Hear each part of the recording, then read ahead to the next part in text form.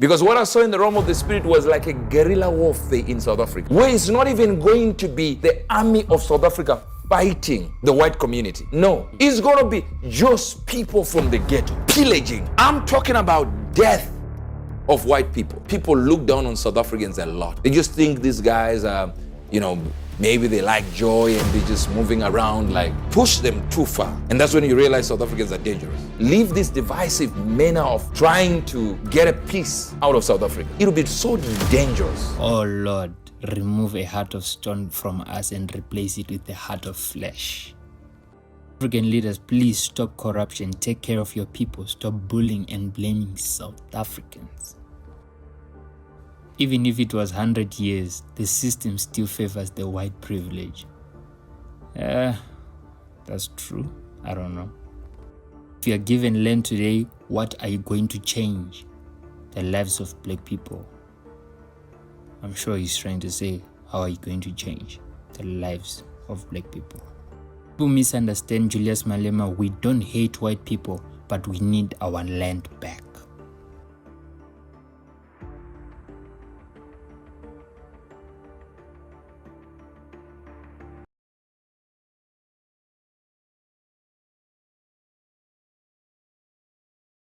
Somebody's controlling somebody, puppets on a string.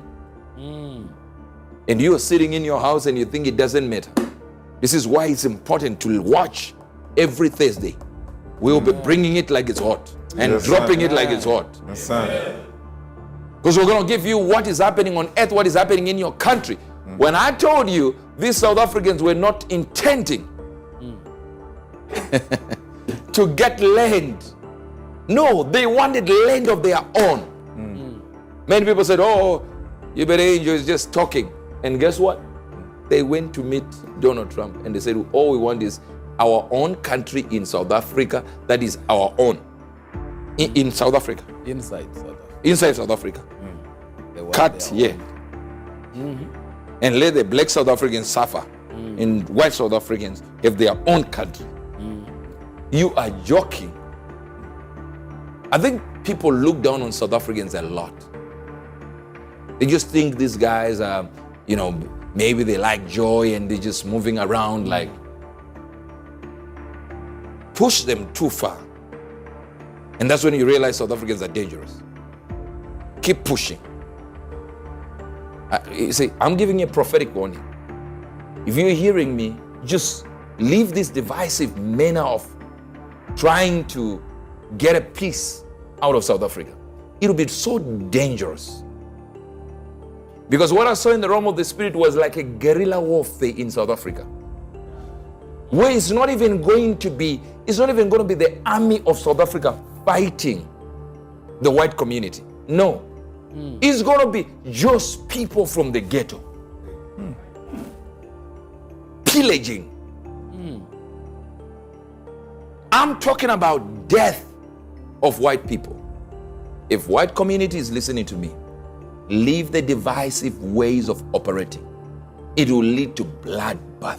A bloodbath you will never be able to control. Because this is not going to be instructed by anybody. No politicians will talk.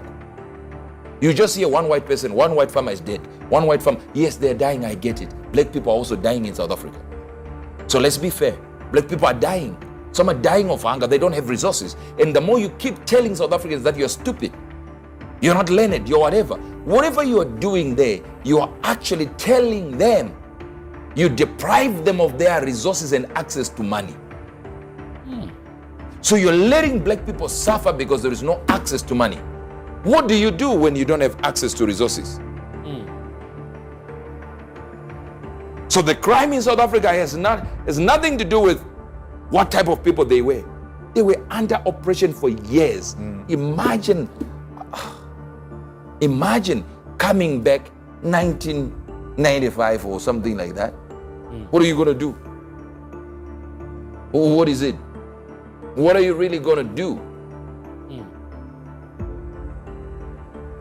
Zimbabwe 1980. They're still suffering under the brunt of what was here before. What about these guys? Just a few years ago, that's when they get their independence.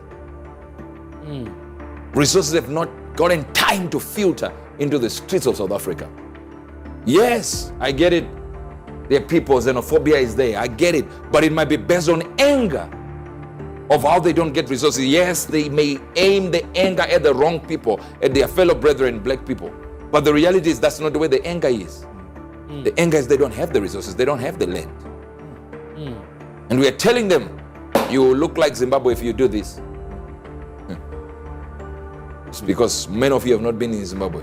It's the only place where a black person can actually say I have as much power as another white person, as a white person.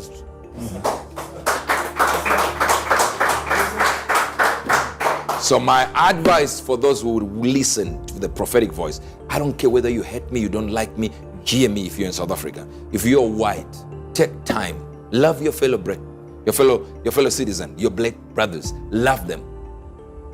Love them. This path you are going will lead to a bloodbath. And it's never going to be the police of South Africa trying to touch you. No, it's not. It's going to be little people, small people, nameless, that will be cutting your throats on the streets while you sleep. And I know you don't want me to say this because you think, oh, why is he saying? I'm telling you what I saw. Did I say it's okay? No, I never said it's okay. But what I'm saying is the way you're going about it is leading to something you will not like. And one of these days, you will hear fulfilled prophecy. One of these days. That's why I came here to try and warn you. Just walk the right path and it'll be well. Let's read our scriptures. Let's read the scriptures.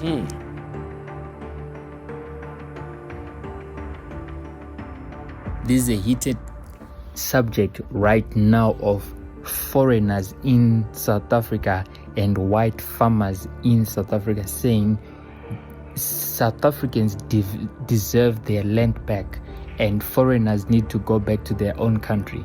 So right now, it is such a thing that the country is in total mess, Even the own people, the police, the government does not know what to do with the situation. They're trying to keep it under control, but the hate that is within the land, within Africa, between Africans themselves in South Africa and black South Africans and white South Africans, it's a total mess. So the prophetic came to say, don't push these South Africans too far, because right now people will die, blood will be shed. We need to pray for South Africans, in as much as we all have opinions and prophecies can be released upon the land of South Africa. But right now we need to pray for South Africa, because this is something that is deep within our hearts, that South Africans are in agony every day because they were suppressed for so many years. Their land was stripped of so many years.